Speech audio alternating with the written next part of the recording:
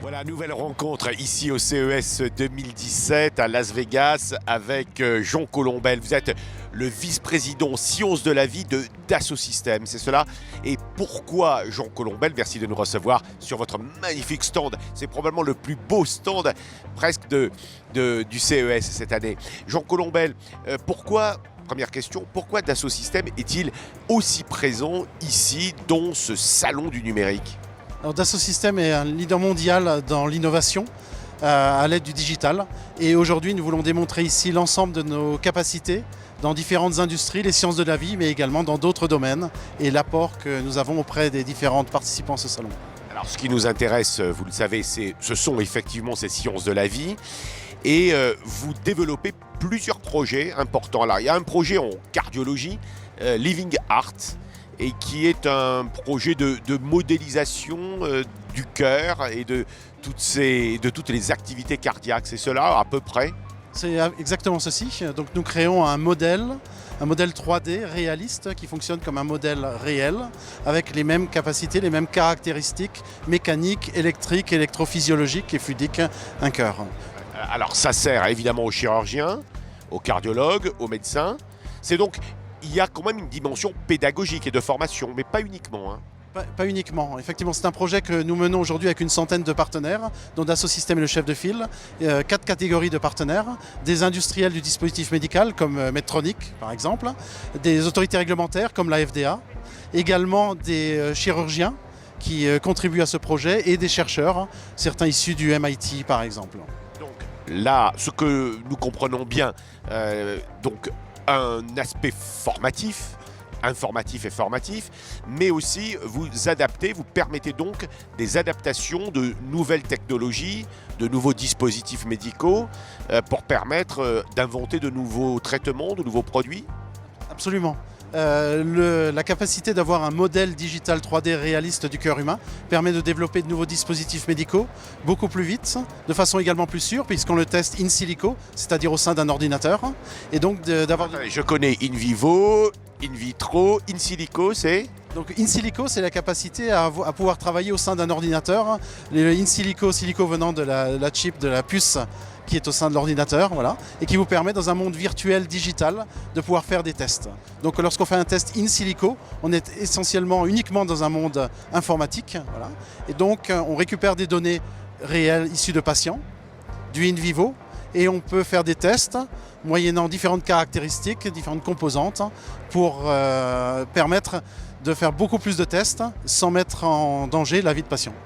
Et alors, on peut imaginer que la révolution numérique va entraîner quoi? Une évolution médicale ou une révolution médicale dans ces domaines-là, notamment de la cardiologie?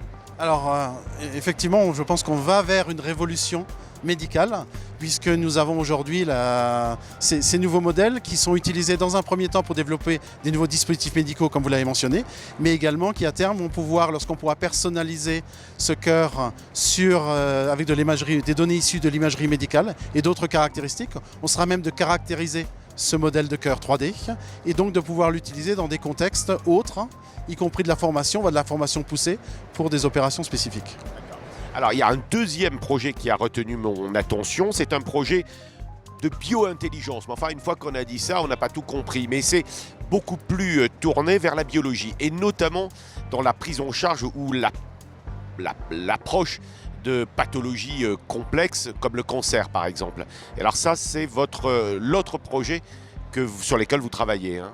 Exactement, c'est un projet que là encore nous avons fait en collaboration avec différents partenaires, des partenaires industriels comme Sanofi, Pierre Fabre, Ipsen, Servier, également des partenaires publics comme l'INSERM. Et le but est de pouvoir étudier les voies de signalisation, de pouvoir les modéliser et donc de pouvoir créer un modèle, là aussi, de cellules virtuelles qui représentent la complexité des différentes pathways du cancer.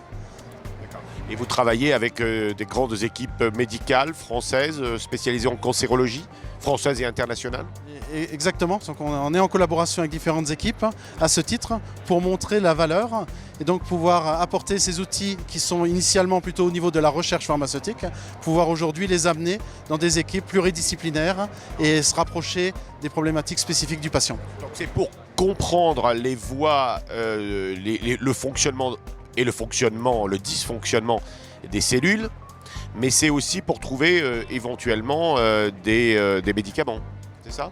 C'est pour contribuer effectivement à trouver de nouveaux traitements, de nouveaux médicaments. Et ce qui est essentiel dans cette approche, c'est l'approche collaborative. À partir du moment où vous arrivez à avoir un modèle de ces différentes voies de signalisation, vous pouvez mettre autour de la table différents chercheurs, différents horizons, que ce soit des chimistes, des biologistes, des toxicologues, des médecins. Et l'ensemble de ces spécialistes se retrouvent autour d'une maquette numérique et donc vont échanger et vont créer un nouvel échange qui auparavant n'existait pas parce qu'il va y avoir un langage commun qui va être la représentation dynamique de cette cellule avec les mécanismes du cancer. Et on peut imaginer d'avoir comme ça, d'espérer avoir des avancées importantes grâce au numérique et à votre apport technologique? Comme vous le savez, il faut rester prudent dans les sciences de la vie, mais c'est par ces nouvelles approches collaboratives qu'on peut effectivement contribuer à des avancées et donc équiper l'ensemble des chercheurs, privés et publics du monde, pour permettre d'avancer plus et de capitaliser sur le savoir existant. Jean Colombel, tout ça c'est de l'actualité ou c'est du futur, c'est du rêve? Tout ceci, c'est de l'actualité, c'est-à-dire que le modèle de cellule dont je vous parle ici, le modèle de cœur digital, sont aujourd'hui des éléments qui sont aujourd'hui disponibles et que Dassault Systèmes met maintenant sur le marché à disposition de l'ensemble des acteurs publics et privés. Écoutez Jean Colombel, merci beaucoup de nous avoir reçus et puis bon salon. Merci.